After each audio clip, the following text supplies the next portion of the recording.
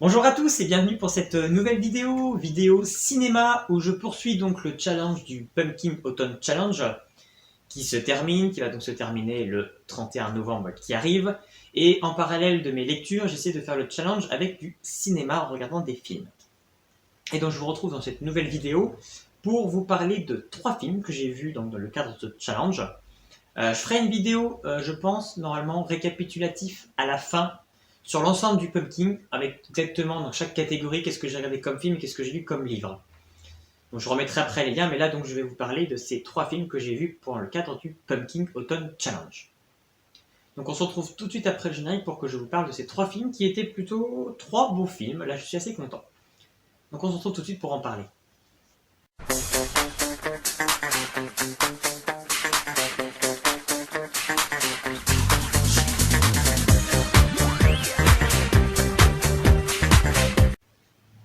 Je vais donc commencer avec Jurassic World Fallen Kingdom. Alors, Jurassic World Fallen Kingdom est donc le 5e film Jurassic Park, mais c'est donc le 2e film de la franchise Jurassic World qui a été relancé il y a 4-5 ans.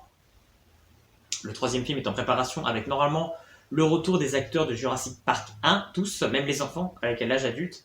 À voir concrètement, parce que souvent là on fait beaucoup de teasing sur le retour des acteurs et finalement c'est juste pour des rôles mineurs. Donc à voir vraiment ce que ça va donner. Mais là donc on retrouve donc les personnages de Jurassic World avec donc toujours les mêmes, avec Chris Pratt dans le rôle toujours de j'ai perdu son nom, de Owen, et Bryce Dallas Howard dans le rôle de Claire. Et donc on est vraiment dans la continuité de Jurassic World, où en fait l'île de Jurassic World, où donc ces nouveaux dinosaures avaient été créés, est sur le point d'être anéantie. Il va y avoir une éruption qui va tuer tous les dinosaures de cette île. Et en fait le personnage de Claire a monté une association pour essayer de sauver les dinosaures, pour les amener ailleurs, pour pas qu'ils soient tués.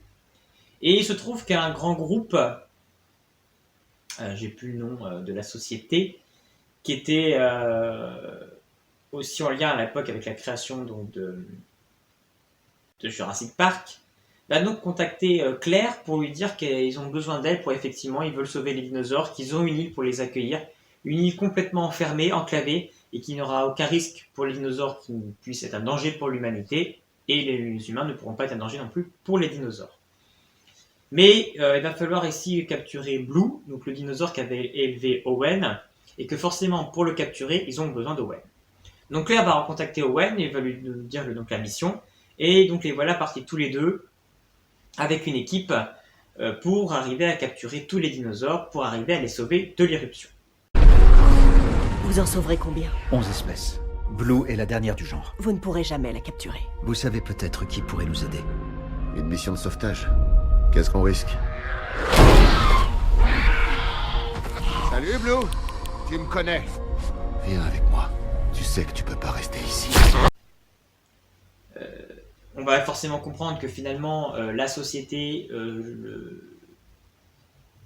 celui qui dirige la société, pas l'ancien ami de Hammond qui avait créé Jurassic Park, mais bien l'employé qu'il a mis à la tête de son entreprise, lui a des dessins beaucoup plus noirs et veut en fait capturer les dinosaures pour les ramener finalement chez lui, pour les vendre à haut prix, pour se faire un max d'argent. Donc finalement, Claire et Owen vont être manipulés pour arriver pour les aider à capturer Blue, et vont être après en fait laissés comme pour mort emprisonnés sur l'île, parce que du coup leur plan c'était en fait pas du tout de sauver les dinosaures, c'était vraiment les ramener pour les vendre.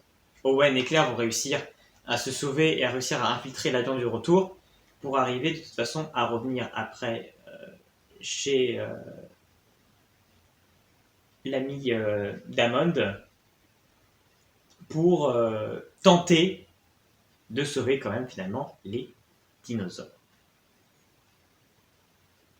Et en parallèle, on va aussi voir forcément un de nouveaux dinosaures qui va être aussi créé par le chef d'entreprise qui a refait appel aux scientifiques de Jurassic World, l'asiatique, pour créer un nouveau sorte de dinosaure qui serait contrôlable et qui en ferait en fait une sorte de machine de guerre. Mais évidemment, ça ne sera qu'un prototype et tout ça va forcément partir dans une grande cacophonie à la Jurassic Park, Jurassic World, où forcément les dinosaures vont être libérés, qu'il va falloir donc survivre à ça. Qu'est-ce que j'ai pensé de ce film ? Voilà, on retrouve tous les bons ingrédients d'un bon Jurassic Park. Voilà, on a vraiment l'action, l'adrénaline, le frisson, des nouveaux personnages attachants. J'aime beaucoup Chris Pratt, c'est un très bon acteur. Moi, j'aime beaucoup son petit côté humoristique, donc là-dessus, c'est très bon. Sa relation avec Blue est très bien mise en avant, et ça, c'est vraiment très intéressant. Elle est anesthésiée. Ok, viens là.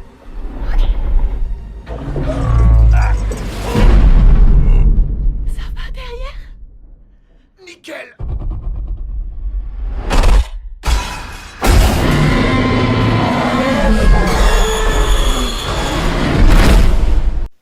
Le fait qu'on essaye de remettre un peu l'histoire par rapport au Jurassic Park, j'ai trouvé ça intéressant, avec cet ancien personnage qui était ancien ami de Hammond. Je trouvais ça plutôt intéressant aussi. Et voilà, ça en met plein les yeux. Il n'y a quand même pas beaucoup de temps mort, on passe vraiment un très très bon moment devant ce film. Néanmoins, ça ressemble beaucoup, voilà, beaucoup à Jurassic World ou au Jurassic Park. Donc on pourrait dire que c'est pas forcément nouveau. Néanmoins, j'ai préféré Jurassic World Fallen Kingdom à Jurassic World le 1, parce que la fin de Jurassic World, pour moi, avait été un petit peu trop. Il y avait des choses complètement surréalistes. Le fait que les dinosaures s'allient entre eux pour battre le plus gros des dinosaures, j'avais trouvé ça kitsch, beaucoup trop, c'est de la surenchère, moi j'avais trouvé ça complètement pas crédible. Et là, dans celui-ci, on n'a pas ça à la fin. À la fin, on n'a pas du tout ça, c'est plus crédible en fait en soi. Bon voilà, c'est toujours un petit peu tiré par les cheveux, voilà, on est quand même dans du blockbuster. Mais j'ai trouvé dans la démesure, quelque part, et beaucoup plus crédible sur le dénouement final. Donc ce qui a fait que j'ai beaucoup aimé le film, et voilà, j'ai passé un très bon moment. Ensuite, j'ai regardé Aquaman, donc de DC Comics, qui permet de revoir Aquaman après le film Justice League, qui avait été assez moyen. Donc c'est Jason Momoa qui joue Aquaman, on a donc pu le voir dans la saison 1 de Game of Thrones, qui jouait donc le Dothraki, qui était avec Daenerys. Et qu'est-ce que j'ai pensé de Aquaman ? Alors je vais vous dire déjà un peu le contexte de ce film. Il faut savoir que l'ensemble des films DC Comics, moi j'ai un petit peu de mal. Pour moi je trouve qu'ils sont quand même en dessous ce que peut faire Marvel actuellement. Et en général, voilà, je vais vraiment dans une optique où je vais être déçu par le film. Moi, le choix de l'acteur de Jason Momoa, je trouve qu'il ne correspond pas forcément à Aquaman, donc j'étais déjà en plus très rebuté. Donc le film, voilà, introduit l'histoire, on apprend la naissance d'Aquaman, donc la rencontre de son père, gardien de phare, avec la reine de l'Atlantide, qui va passer un séjour sur Terre. Ils auront donc un enfant, Arthur Curry, qui sera donc Aquaman. Et l'Atlantide va finalement se réveiller, va retrouver sa trace, et pour protéger Arthur et son mari, elle va donc retourner dans l'Atlantide, en disant qu'un jour elle reviendra, mais elle n'est jamais revenue. La légende dit qu'un beau jour, un nouveau roi viendra. Et qu'il se servira du pouvoir du trident pour reconstruire l'Atlantide. Donc on a son père qui passe toutes ses soirées à retourner près du phare, enfin à retourner en bas du phare au bord de l'eau, en espérant revoir sa belle revenir. Et donc Aquaman qui grandit avec voilà, son sentiment un petit peu d'abandon de sa mère sur le pourquoi qu'elle n'est pas revenue. On apprend au fil du film qu'il y a un Atlante qui était quand même en contact toujours avec eux et qui formait Aquaman sur l'art d'aller sous l'eau, de se battre, etc. Et voilà, on retrouve au début Aquaman en sorte de justicier qui sauve les mers des méchants qui essayent de piller les bateaux, etc. Donc on a une attaque, ça commence par une attaque d'un sous-marin par une équipe de méchants. Aquaman va donc intervenir pour sauver et il va se trouver qu'il va tuer le père des deux terroristes qui attaquaient le bateau. Et donc forcément, le terroriste fils vouera une haine envers Aquaman et voudra se venger de la mort de son père parce qu'Aquaman indirectement Ce n'est pas qu'il a tué son père, mais il n'a rien fait pour le sauver, alors qu'avec ses pouvoirs, il aurait pu. On apprend donc que ce terroriste était en lien avec les Atlantes, et donc qui faisait des missions de leur part. Donc on comprend que forcément, ce personnage va revenir et aura un lien après pour attaquer Aquaman. Et on va retrouver après aux côtés les Atlantes. On va donc comprendre un petit peu la structure des Atlantes. On va comprendre que les Atlantes sont divisés en 7 royaumes et que le chef de le nouveau, donc le demi-frère de Aquaman, devenu roi de l'Atlantide, veut fomenter, en fait, veut réunifier tous les royaumes pour mener une guerre contre les hommes parce que voilà, les hommes polluent la mer et qu'il est temps de se rebeller, ils ne peuvent plus accepter ça. On va donc avoir Mera, qui est princesse d'un autre royaume de sous-mer, qui va donc remonter à la surface pour prévenir Aquaman qu'il faut qu'il revienne reprendre son trône, car voilà, il faut empêcher cette guerre, il n'y a que s'il revient pour reprendre le trône et qu'il arrive à avoir le trident pour justifier sa présence et sa légitimité en tant que roi, qui pourra donc empêcher cette guerre.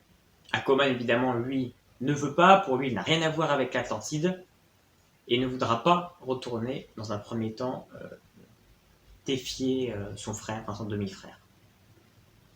Donc voilà un petit peu sur l'amorce du film.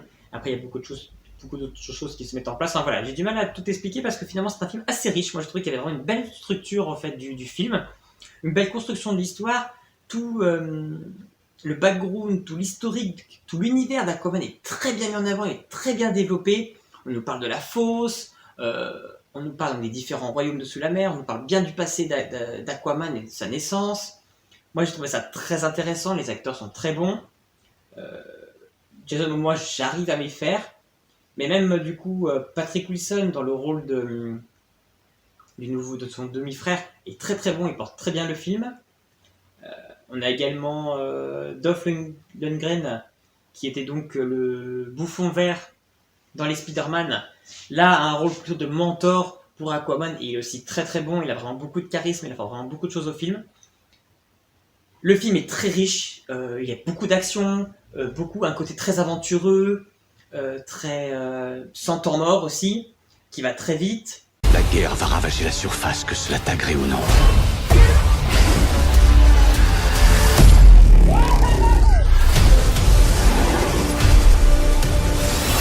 Ta mère le savait que t'étais exceptionnel. Elle était convaincue que ce serait toi l'unificateur de nos deux mondes. L'Atlantide a toujours eu un roi. Aujourd'hui, il lui faut plus. On s'attache bien au personnage, on laisse le temps aussi de bien poser les choses. Et voilà, les scènes sous l'eau sont juste magnifiques, les décors sont magnifiques. On a des scènes, moi je trouve, de course-poursuite, je m'attendais pas à ça dans ce film, mais les scènes en Grèce où ils sont là à courir au-dessus des toits, la mise en scène qui est faite est juste géniale. Le réalisateur s'est régalé sur ce film, il nous régale à chaque image, à chaque scène d'action est vraiment très bien pensée. Et c'est vrai que tout se passe pas forcément sous mer, on a même des scènes en désert, ou comme je dis en Grèce, qui sont pour moi des scènes vraiment très réussies. Parle aussi de l'esprit de vengeance, il y a comme cette chose, c'est quand même mis un peu en thème, c'est Aquaman finalement aurait pu sauver cet homme, le père du terroriste, et il ne le fait pas. Est-ce que du coup ça fait quand même lui un héros? C'est une très bonne question qui est quand même posée, et voilà, et ça crée une bonne introduction je trouve pour Aquaman. Moi j'ai trouvé le film très très bon. Je trouve que DC Comics commence à remonter, commence à comprendre les choses. Après des films comme les Batman vs Superman, Man of Steel, qui étaient assez sombres, assez compliqués, moi que j'ai pas trop adhéré, là on revient sur des films plus lumineux, avec plus d'action, plus de mouvement, plus de mise en scène, plus d'histoire aussi, et beaucoup plus l'univers des comics bien mis en avant, parce que Aquaman est quand même un personnage très riche. Et là, c'est très bien mis en avant. Et c'est vrai qu'après Wonder Woman, je trouve que là, il y en est dans une bonne lancée. Avec quelques petites touches d'humour, moins que dans des Marvel, mais juste ce qu'il faut, en fait, justement. On ne tombe pas des fois parce que des fois, dans Marvel, c'est trop. Il y a trop d'humour. Là, c'est juste comme il faut. Ça distille un petit peu. Il y a une petite zone un peu plus fraîche, un peu plus mais on n'est pas dans la noirceur comme pouvaient être les Man of Steel. Donc moi j'ai beaucoup aimé Aquaman, c'était vraiment une réelle surprise. Et j'ai très hâte de voir ce que va faire ensuite DC Comics, parce que je pense qu'ils ont enfin compris certaines choses, et on va sur du beaucoup mieux. Et pour finir, j'ai regardé Pirates des Caraïbes, la vengeance de Salazar, qui est donc Pirates des Caraïbes 5, qui sera donc le dernier avec le personnage de Jack Sparrow, joué par Johnny Depp. On retrouve quand même tous les personnages, c'est ça que j'ai trouvé très bien dans ce film, qui ont fait la renommée de Pirates des Caraïbes. On retrouve quand même Orlando Bloom, qui est maintenant dans le Hollandais des Volants, donc il n'a pas un rôle très important, mais j'ai trouvé ça bien qu'on le revoie au début et à la fin, et que ça réinstaure un peu une intrigue par rapport à lui, pour vraiment ancrer dans l'univers de Pirates des Caraïbes.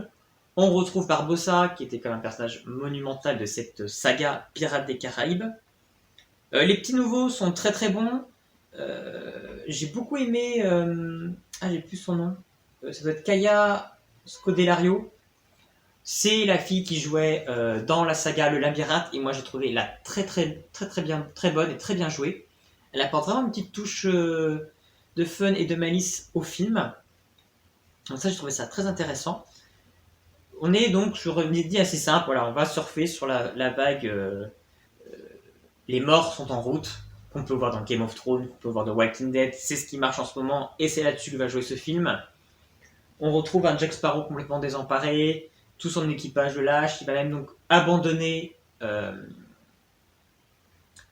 sa boussole qu'il ne doit pas abandonner, et en l'abandonnant, du coup, il libère Salazar, qui est prisonnier du Bermude des morts, et il peut donc ainsi quitter cet endroit avec son navire fantôme, avec son armée fantôme, et donc partir vers Jack Sparrow pour se venger, parce que du coup, c'est lui qui lui avait emprisonné à jamais dans cette malédiction de mort. On a donc Barbossa qui va donc s'immiscer là-dedans, qui va rentrer en quête pour trouver là aussi le trident de Poséidon, seul moyen de devenir maître des mers. Jack Sparrow se lance aussi à la recherche du trident pour échapper et vaincre Salazar. On retrouve donc le fils d'Orlando Bloom qui lui se lance dans une quête. Il veut aussi trouver le trident pour sauver son père, parce qu'en fait le trident va permettre d'annuler toutes les malédictions de la mer, et donc il part en quête du trident pour pouvoir sauver enfin son père de cette terrible malédiction. Et donc on a le personnage de Kaya Scodelario qui elle a un carnet, le carnet qu'aucun homme ne peut lire, avec la carte pour trouver le trident. Et vu que c'est une femme, elle est astronome, elle a étudié l'astronomie, elle arrive à détailler cette carte, enfin ce carnet, vu que c'est une femme, donc elle peut lire, vu que c'est le carnet qu'aucun homme ne peut déchiffrer. Et elle va partir également aussi sur les traces du trident pour découvrir ses origines, parce que ce carnet est la dernière chose que lui a laissé son père, et elle ne sait pas qui c'est, elle va enfin le découvrir. Donc on retrouve tous ces personnages qui, pour des motifs différents, vont donc se retrouver ensemble pour partir en quête du trident, le tout poursuivi par cette armée de morts qui détruit tout sur son passage. Et on a également aussi l'armée anglaise qui se met en route pour empêcher les pirates d'avoir ce trident et de l'avoir eux-mêmes. À partir de maintenant, nous sommes alliés. Vu les circonstances, nous sommes bien plus que ça.